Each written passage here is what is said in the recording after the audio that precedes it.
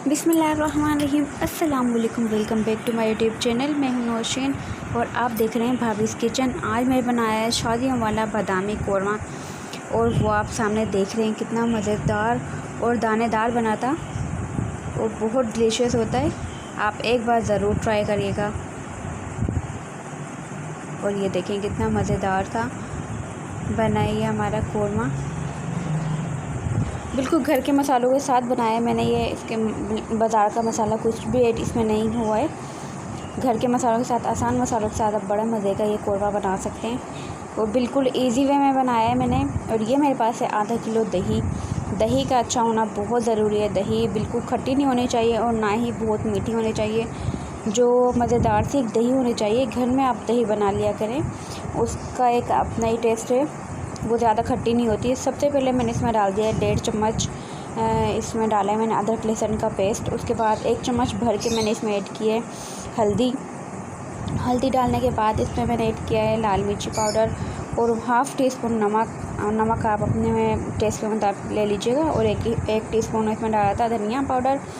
उसके बाद मेरे पास 3 अदद दरमियाने साइज़ की प्याज मैंने ब्राउन होने के लिए रख दी है।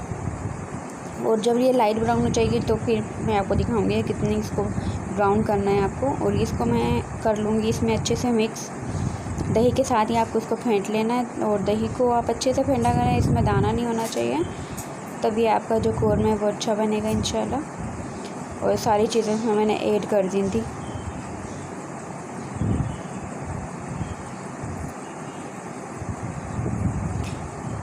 और ये बिल्कुल अलग रेसिपी है और ये मेरी अपनी रेसिपी है और बहुत मज़े का कोरमा बनेगा। आप ज़रूर ट्राई करिएगा एक बार।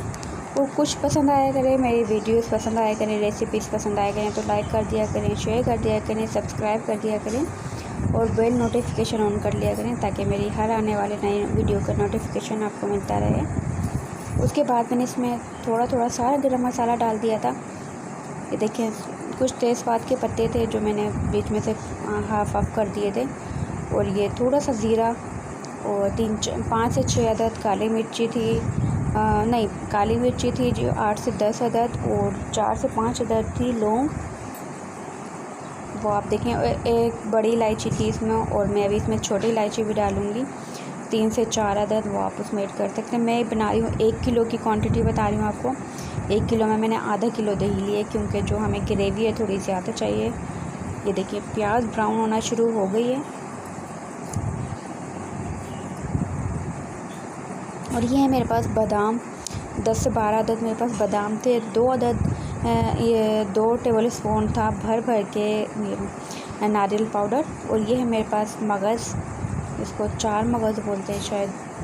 और ये 2 टेबल स्पून थे मेरे पास। और ये देखें प्याज बिल्कुल ब्राउन हो गई है। बस इससे ज़्यादा इसको प्याज को ब्राउन नहीं करना मुझे। मैंने इसको निकाल लिया था। उसके बाद मैंने इसमें डाल दिया था वो जो मैंने दही में सारे सब कुछ ऐड किया था वो इसमें डाल दिया था। कितना अच्छा सा गोल्डन ब्राउन सा इसका जो कलर आया है। और ये कलर बरकरार रहेगा इंशाल्लाह जब हमारा कोरमा तैयार हो जाएगा बिल्कुल, तब भी मैं आपको दिखाऊंगी। उसके बाद मैंने चिकन ऐड कर दिया था इसमें। चिकन ऐड करने के बाद मैंने इसको रख दिया था हल्की आंच पे पकने के लिए ताकि चिकन भी है जो दही के पानी में ही गल जाए और मुझे मज़ीद पानी डालने की ज़रूरत नहीं पड़ेगी। इसको मैंने कर दिया अच्छे से कवर। इसको हाफ़ इतना तो खोल दिया था मैंने और 10 मिनट के बाद कुछ इस तरह से था। लेकिन अभी जो है ऑयल भी सेपरेट नहीं हुआ है और चिकन जो है वो भी नहीं गला होगा। तो अब इसको मज़ीद पकने के लिए रख दूँगी ताकि इसका जो पानी है वो खुश्क हो जाए। और साथ में हम वो पीस लेंगे जो हमने प्याज ब्राउन की थी। प्याज के साथ मैंने पीसा था थोड़ा सा गरम मसाला डाल के और थोड़ा सा गरम मसाला मैंने इसमें ऐड किया था। ये देखें 10 मिनट के बाद भी कुछ इस तरह से था ये। अभी इसका पानी बाकी है। पानी सारा खुश्क करना है। ये देखिए पानी इसमें मैंने बिल्कुल ऐड नहीं किया था, कुछ भी पानी का इसमें नहीं गया है। तो आप इसमें पानी मत यूज़ किया करें।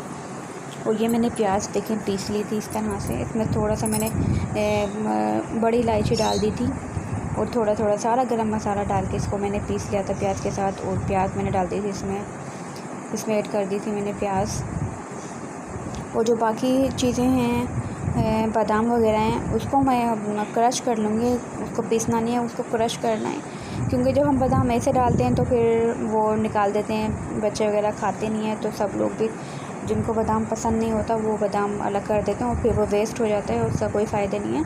اس سے بہتر ہے آپ تھوڑا کرش کر کے ڈالا کریں, تاکہ وہ ایک اچھا سا مزیدار سا جو ٹیسٹ ہوتا ہے بادام کا اور مغز کا, چار مغز کا, وہ بہت اچھا آتا ہے.